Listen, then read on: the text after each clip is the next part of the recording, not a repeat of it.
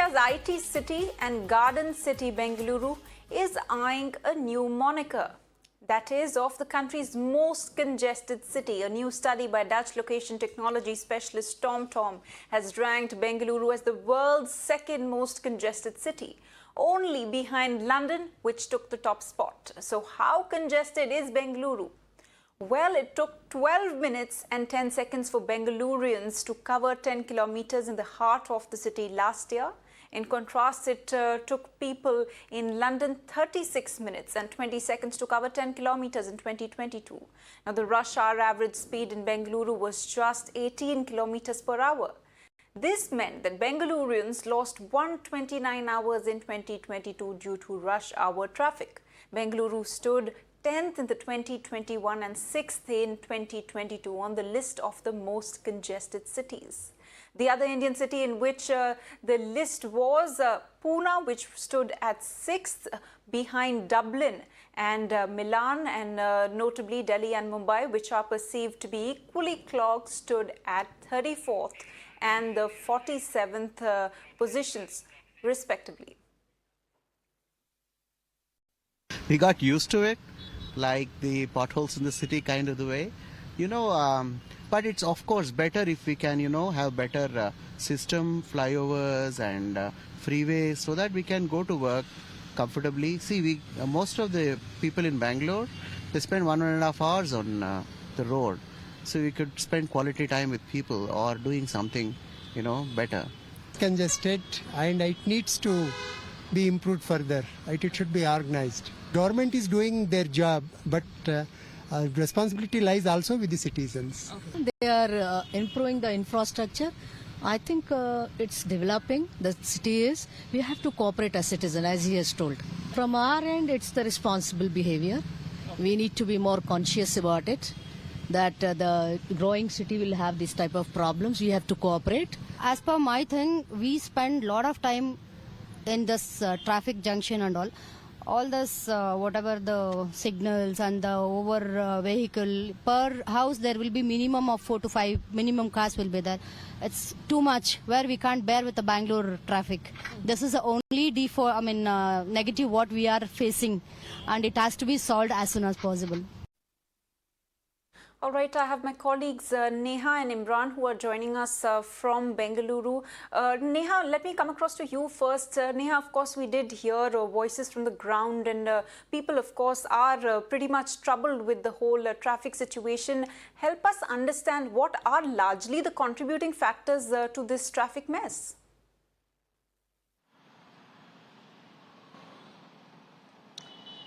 Well, to put this in perspective, day on day, we're actually seeing an increase in the number of vehicles on the road in Bengaluru city. In fact, this could possibly be private vehicles or, for that matter, even other commercial vehicles. Now, understandably so, of course, while that remains one of the larger contributing factors, we're also seeing that, there are several other factors to this. The fact that many roads itself, have become quite narrow over here owing to other construction work, be it the metro or be it flyovers for that matter.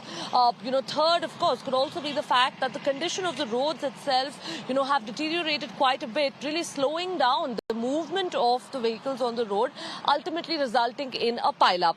Now, while, of course, these are a few of the reasons that, have largely been pointed out by experts as well, a big concern that's being raised is about mobility on the whole and why people aren't, resorting more to public transport.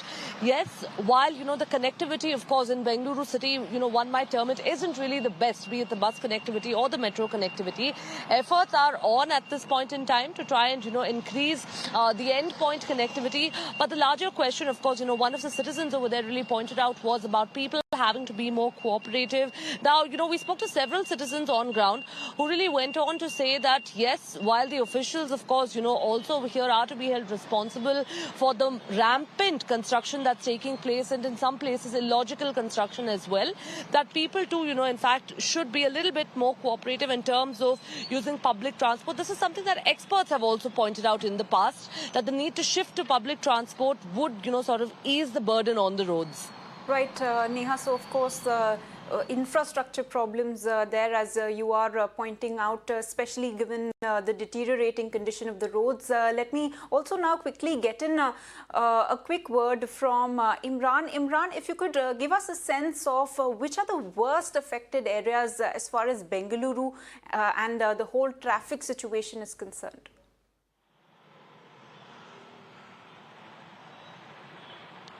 Well, absolutely, the central business district is badly affected because of the traffic, and we have the Silk Board Junction. In fact, there are so many jokes and memes made about Silk Board Junction that even popular YouTube influencers and channels have made skits about how even you start, at Silk Board Junction. By the time you reach to your destination, you will either be almost to finish your degree or you must have finished a year.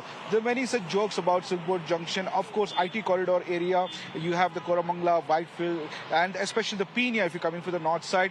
Most of the city complaints of traffic junction, traffic being a lot of harassment they face, not only along with potholes, but the wait time itself. Too much of density in this is one of the issues causing now Bangalore is getting the second most tag. Let me go across to one of the Bangaloreans here. But what do you think now that the international agency has rated Bangalore the second most dense city, and traffic is and Bangaloreans are losing time because of the traffic? See, I agree that Bangalore traffic density has been increased rapidly, but although we have to guide people some basic traffic rules like riding on the roads, and it might be cleaning of the streets. The main reason of the Bangalore traffic is the bottleneck areas where the development is happening and there's a wide road after that. And if the development area, they have kept the stones away, and it takes while you are driving a car and while the stone is away, you at least take 2 feet away from the stone, and the riders behind will obviously apply the brakes, and it makes a lot of traffic congestion over there. And there are few places in Bangalore where there's no traffic congestions. Like if you come across the Rajaji Nagar side and somewhere there, during the peak hours it will be traffic. But apart from that, when there's a proper riding skills and everything is involved on the road, and I don't think so the Bangalore is there's be a lot of traffic. The roads are good enough. One of the voices is said that the citizens also need to take initiative, but the issues are long perennial. And while we look at the experts talk about public transport system, the number of density of vehicles being released in Bengaluru every day, and the city does not have the capacity to cope up with the number of vehicles which are coming there.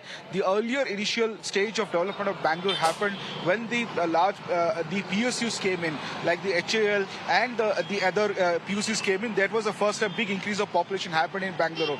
Then the rapid exponential growth of the IT industry led to the chaos and also the problems, part of the problems of the Bangalore traffic congestion issue. Now, every year this government has set up a team. There was many task force was set up to how to tackle this traffic issues. Many civil society and activists also participated in that, but so no concrete solution has come out of this. Even though activists insist on public transportation system, proper signal lights, which has been completely sometimes malfunction, different, adding to the chaos. There has been a lot of bottlenecks which have been government has not addressed. Looking at also corruption angle in that the builders lobby has been violating many of the rules which should not have followed, which is leading to the chaos. So all these issues are rampant, and despite every government promising that Bangalore's infrastructure will be improved, we are seeing that every year it is collapsing, and even we got very international tags. At one time it was called a garbage city. Now traffic congestions. Every person coming to Bangalore loves the city but hates the traffic.